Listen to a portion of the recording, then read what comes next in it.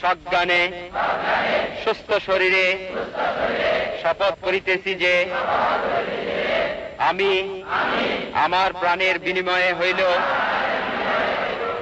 মুক্তিবাহিনীর একজন সৈনিক হিসাবে আমার মাতৃভূমির স্বাধীনতা সার্বভৌমিত্ব রক্ষার্থে সর্বশক্তি নিয়োগ করিব।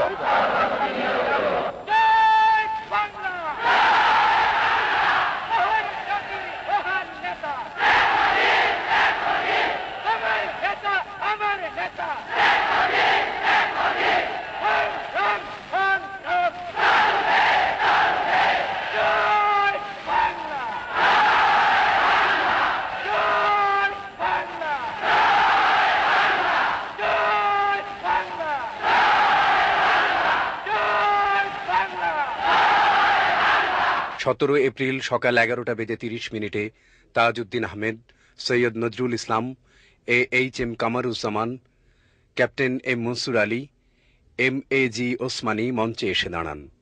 প্রাথমিক পর্যায়ে ক্যাপ্টেন মাহবুব গার্ড অব অনারের নেতৃত্ব দেন।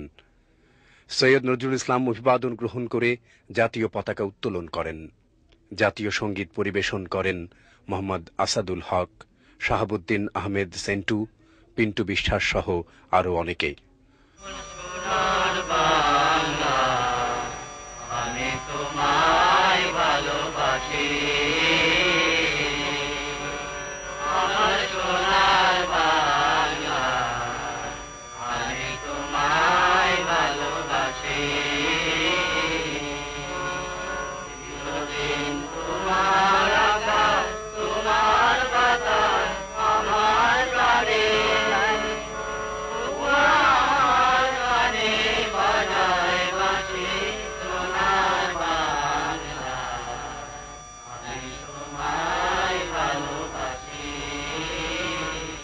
অধ্যাপক ইউসুফ আলী গণপ্রজাতন্ত্রী বাংলাদেশের স্বাধীনতার ঘোষণা পাঠ করেন এবং নবগঠিত বাংলাদেশ সরকারের শপথ গ্রহণ অনুষ্ঠান পরিচালনা করেন। বিপুল সংখ্যক বিদেশি সাংবাদিকদের সঙ্গে পরিচয় করিয়ে দেয়া হয় অস্থায়ী রাষ্ট্রপতি সৈয়দ নজরুল ইসলাম, প্রধানমন্ত্রী তাজউদ্দিন আহমেদ, স্বরাষ্ট্রমন্ত্রী AHM কামরুজ্জামান, অর্থমন্ত্রী ক্যাপ্টেন M মনসুর আলী এবং MAG ওসমানীর সঙ্গে। শপথ অনুষ্ঠানের পর তাজউদ্দিন আহমেদ এবং সৈয়দ নজরুল ইসলাম বক্তব্য রাখেন। Republic of Bangladesh is proclaimed at the unknown village of Bhaberpara, now renamed Mujibnagar. সেই ঘোষণাপত্র মোতাবেক স্বাধীন জনগণতান্ত্রিক বাংলাদেশ সরকারের উপরাষ্ট্রপতির শপথ আমি গ্রহণ করেছি। তাজউদ্দিন আহমেদ তার বক্তব্যে বলেন, আমি বঙ্গবন্ধু শেখ মুজিবুর রহমানের বাংলাদেশ সরকারের পক্ষ থেকে আমাদের সাংবাদিক বন্ধুদেরকে আন্তরিক ধন্যবাদ জানাচ্ছি এই জন্যে যে তারা আমাদের আমন্ত্রণে স্বাধীন বাংলাদেশের মাটি দেখে যাওয়ার জন্যে বহু কষ্ট করে বহু দূর দূরান্ত থেকে এখানে উপস্থিত হয়েছেন। এভাবেই একটি স্বাধীন দেশের একটি নতুন সরকারের যাত্রা শুরু হয়।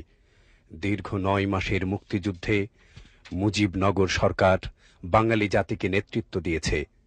বাংলাদেশের প্রথম সরকার নানা চড়াই উতরাইয়ের মধ্য দিয়ে স্বাধীনতার স্বাদ এনে দেয় বাঙালির জন্যে। আর তাদের সমস্ত কাজেই শক্তি ও প্রেরণার একমাত্র উৎস ছিলেন জাতির জনক বঙ্গবন্ধু শেখ মুজিবুর রহমান। তাঁর প্রতি সশ্রদ্ধ সম্মান জানিয়ে স্বাধীন বাংলাদেশের প্রথম সরকার গঠনের এই ঐতিহাসিক ঘটনার স্থান মেহেরপুরের বৈদ্যনাথ তলার আম্রকাননের নামকরণ করা হয় মুজিবনগর। তাই বাংলাদেশের মহান স্বাধীনতার ইতিহাসে মুজিবনগর একটি অবিস্মরণীয় নাম। 1971 সালের 17 এপ্রিল মুজিবনগর দিবসটি হয়ে থাকবে একটি গৌরবোজ্জ্বল অধ্যায়।